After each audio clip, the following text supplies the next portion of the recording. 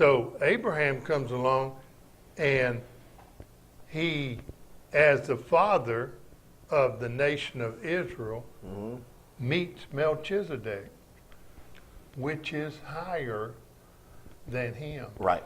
And the reason I say he is higher, because Abraham paid Tithes to him. tithes to him, and you pay tithes to someone that is higher, of higher status.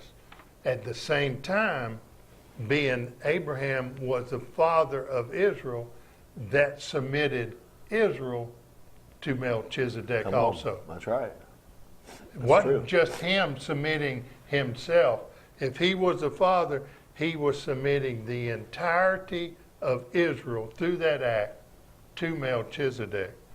The word says, you go back and read, he had no beginning, he had no end. Right, I was going to say, how old did he live to be? Don't know. Had no beginning, had no end. So it is showing one type and shadow that Abraham submitted himself to someone higher. Come on. And at the same time submitted the entire nation of Israel. That's right. To someone higher, not just himself. That's good. It wasn't, now, Melchizedek also was not of the order of Levi.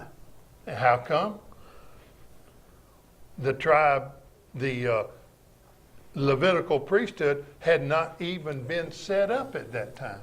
No, it was before. It was preceding the Levitical priesthood. Yeah, so Jacob wasn't even thought of then. Right. So all this took place preceding and predated the Levitical priesthood, which gives it preeminence. Right. That's good. Gives preeminence and supersedes the Levitical priesthood. Big time. In time and in authority. Right. That's good.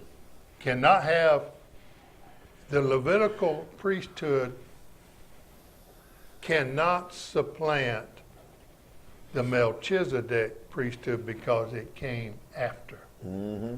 And it was the true type and shadow was Melchizedek and not the Aaronic priesthood from Levitical for Jesus. No. Jesus was, Melchizedek was the type and shadow for Christ, not the Aaronic or Levitical priesthood was not the type and shadow for Christ. Temporary versus permanent. Right. Or everlasting. Everlasting. Something else, we keep mentioning type and shadow. A good illustration for that, Leroy. In Galatians 3:23, it says, before faith came, we were under the law. Faith is a person. It's Christ. Christ came to present, to reveal, to persuade us that he is everything. Right. If you go to Hebrews chapter 11, it says that faith is the substance of things hoped for, the evidence of things not seen. It's interesting that it starts out with this substance. We always say that a shadow can only be if there's a substance. If I have a candle here and the light shining, on the table will be a shadow of the candle. The candle's the substance, this is the shadow. All these things we're reading are the shadow of a substance, which is faith or Christ. And so Melchizedek is a shadow of what Jesus came to do for us in the dispensation of grace. And we're going to reveal that as we continue to study. So the writer of Hebrews says, the priest arising according to the order of Melchizedek, and not be called according to the order of Aaron. Right. For the priesthood being changed of necessity, there is also a change of the law. For he is whom is spoken of belongs to another tribe. So we look at it this way. The Levitical priesthood with Aaron and all the Levites having the priesthood had to come from the tribe of Levi. Jesus was of the tribe of Judah. Come on now. So when God changed priest from Aaron to Jesus, he not only changed priest, he changed priesthoods. There had never been, if you read through this, anybody other than the tribe of Levi to minister in the temple. Only the tribe of Levi. God raises up Jesus from the tribe of Judah, from the tribe of praise. He is now your high priest. Mm-hmm. He is after the order of Melchizedek, not after the order of Aaron. So if you do away with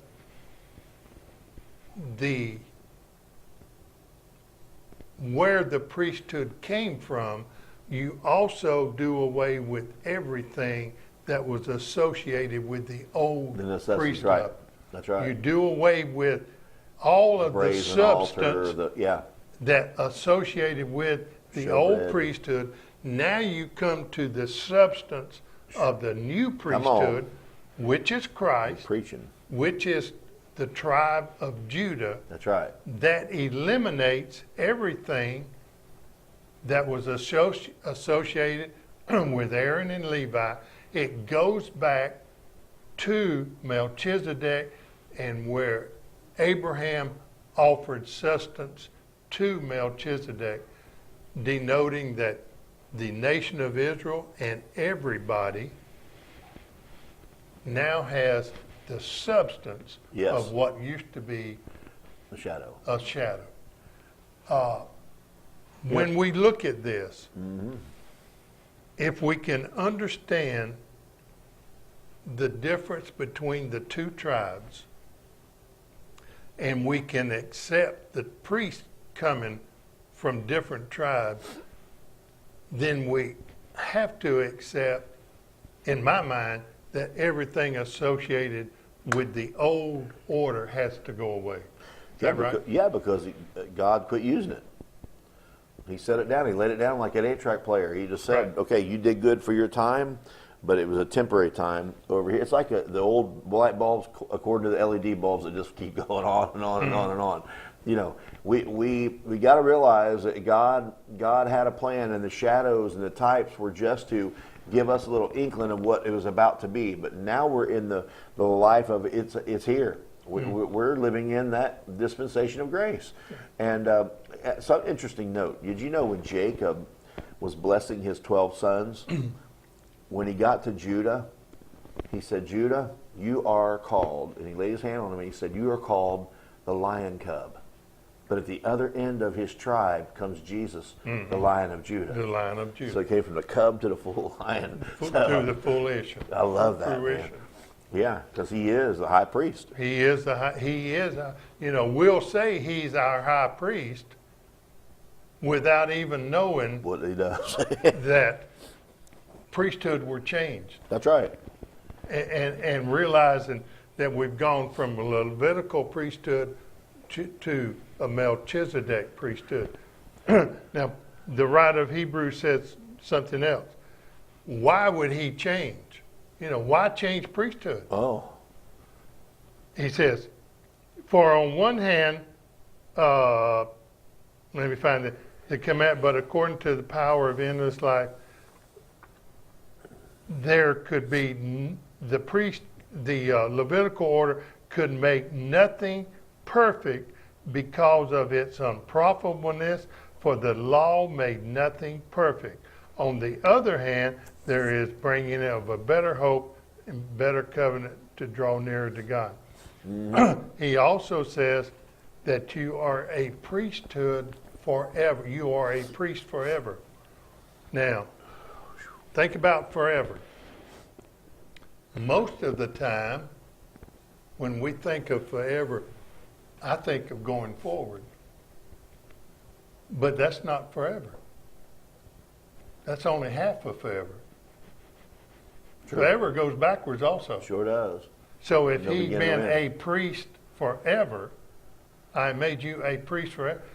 He's always been. That priesthood has always existed. Right. That's good. And the other was as a demonstration to man that you need this forever priesthood, or you will never be perfect. You will never be able to do it yourself. I have not changed plans. I only implemented this first at your request, and then to give you a demonstration that based on your own performance, mindset, and ability, you cannot do this. But the forever has always existed. Backwards, forward. That's good. That's eternity. That's like God saying, when